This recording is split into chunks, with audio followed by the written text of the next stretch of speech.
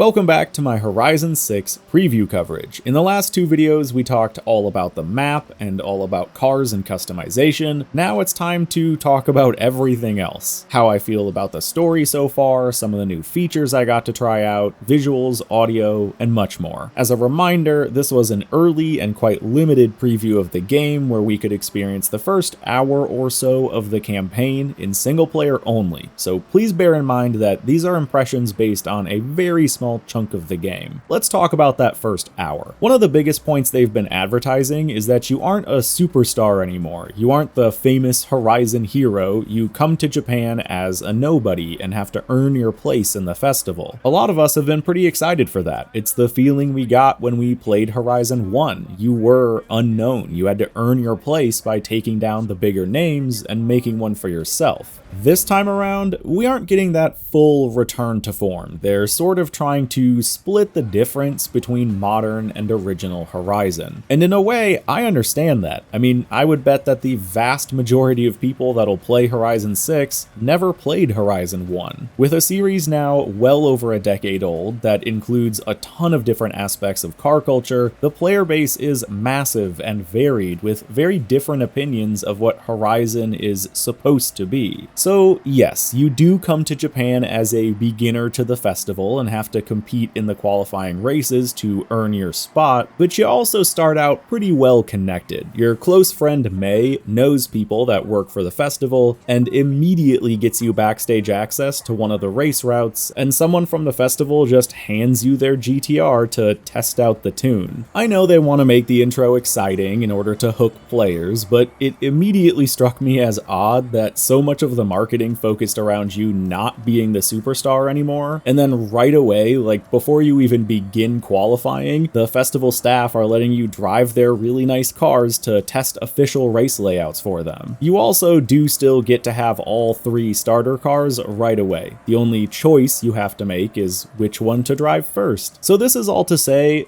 don't expect a full return to that Horizon 1 vibe. It's a step in that direction for sure, but it still feels like they're trying to keep a foot in both camps. And I'm not sure how I feel about that yet, especially considering how little of the story I was able to play. That said, there are some stronger positives that I've noticed, with the biggest being that the festival kind of feels like a festival again. For example, race starts have staff and media walking around before the race and filming cars or doing interviews. There are like festival booths and advertisements all over the map, and the festival site itself is big and very reminiscent of Horizon 1, to be honest. Overall, there is just more of a realistic festival vibe this time, and that's a great thing to see as someone who always misses the energy of Horizon 1. It's also kind of neat that, at least in these qualifiers, you do race alongside your friends. The Drivatar system is fine, if not due for an update, but it's cool to have actual named characters that take part in the same races you do, because they have the same motivations. They want to qualify for the festival as well. Now the point is kind of made moot because you don't need to win these qualifiers or anything, it just kind of railroads you through that process. But again, it's a foot in both camps. So the game is not fully recapturing that nostalgia of Horizon 1, but they are absolutely taking steps in that direction. Like even the UI in some ways is reminiscent of the older games while still feeling modern. And I'm still excited to see how the rest of the progression plays out with the wristband system and holding Legend Island as a final reward. I do like that they committed to that.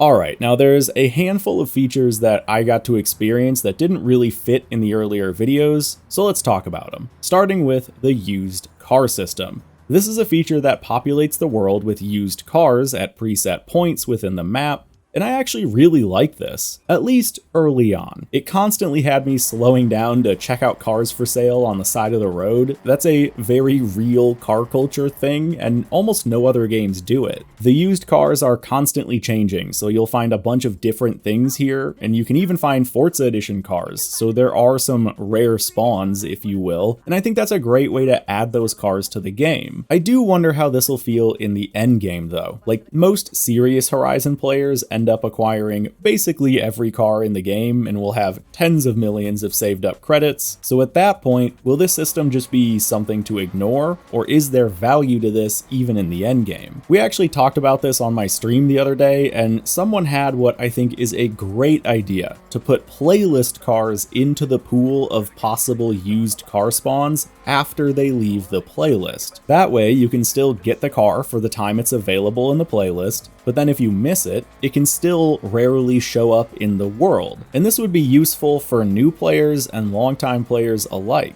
The feeling of just driving around and then suddenly seeing a rare car on the side of the road and having to like slam on your brakes so you can turn around and buy it, that's really fun. It does add some real value to exploring and cruising around the open world, and I'd love for that to keep being fun even hundreds of hours into the game. One of the other new features they added for Horizon 6 is auto drive. And this was something I figured I would probably ignore, and admittedly I didn't use it much, but it is kinda cool. So you can just set a point anywhere on the map and then have the game drive you there. It can be activated in 2 clicks of the D-pad, so it's nice if you want to take a quick break and answer a text or take a bite of your food but still head towards where you're going. It's just kind of a small QOL thing, but also has a new cinematic camera that rotates through a set of replay cams and gives you kind of a neat immersive way to travel or get nice footage of cars for YouTube. You can also seemingly use this to AFK grind time attacks, which I initially thought must have been unintentional, but after 10 minutes of doing this, it tells you that you aren't getting rewards anymore, and you just need to hit the back button to reset that timer. So it is something they've thought about and does let you AFK grind credits at like a semi-reasonable pace, so that's interesting. And I want to wrap up by continuing to talk about time attacks. These are great. They do make you money for each successful lap, so they're a decent way to grind credits. You can always see how you're doing on the in-world leaderboards, which is cool and immersive, and they of course have split times, which is helpful for finding pace. As someone who loves Rivals, I'm probably going to spend a lot of time on these. I do have 2 critiques though. For one, you can usually get away with rewinding without breaking your time, so that's fairly abusable, although to be honest, like Rivals is almost definitely still a thing, and these boards reset every week anyway, so I'm not sure if it matters too much. Like, I don't know how hard people will be sweating leaderboards that only last a few days. The bigger issue is that it definitely seems like a couple tracks have off-course run-ups that are faster than just lapping on the track. In theory, these would be easy to fix by just placing a chicane of barriers or something along the run-ups, so you have to slow down, but if they don't fix that, I do think these leaderboards are just going to be dominated by people taking the off-track run-up instead of just a normal hot lap. Now, before we wrap up with some final thoughts on this Horizon 6 preview, I do want to touch on audio and visuals. Across the board, engine sounds are definitely better, but I do still think some specific engines sound worse than they could. Cars in general, though, sound much more dynamic. The exhaust note isn't as linear, idle sounds are generally a lot better, crackles and backfires are more natural and more varied, and the balancing between engine, transmission, forced induction, and exhaust all feels more balanced.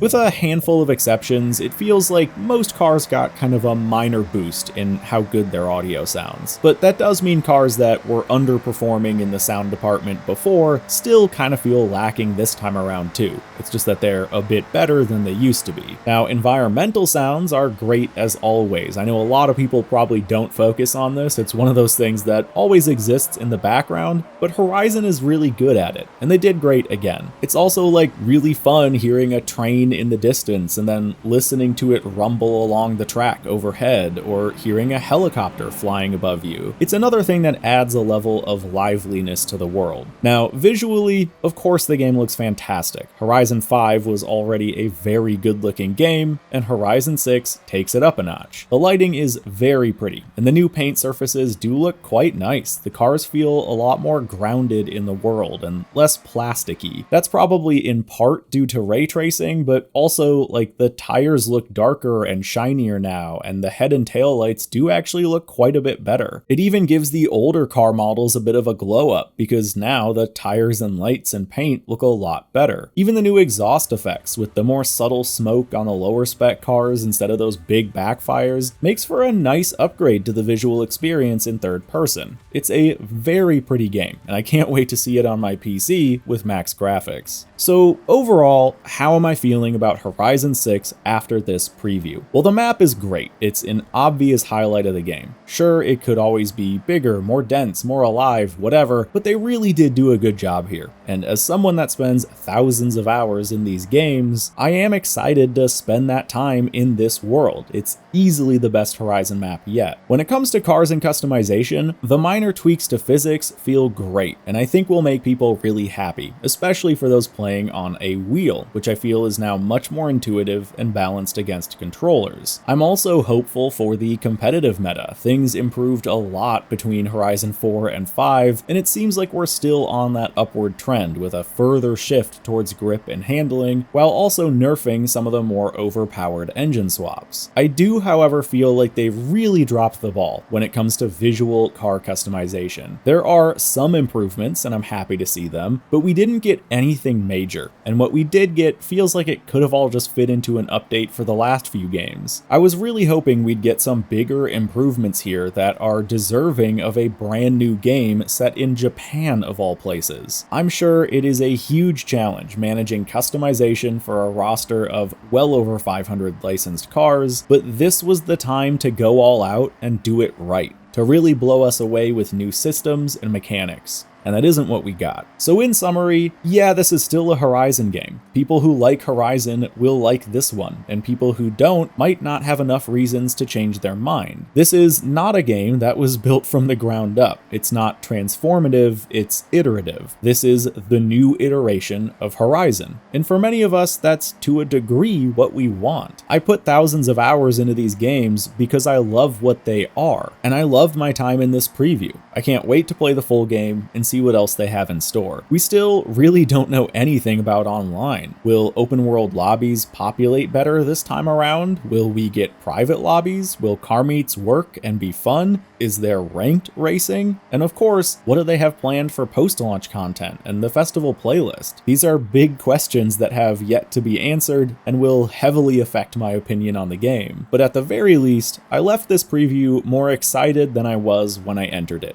And I think that's a good sign. Thanks for watching my coverage on this. I hope you found it valuable. I might actually make a fourth video just kind of based around seeing everyone else's content and a lot of the discussion online, so maybe look out for that. Either way, I'll see you in the next video.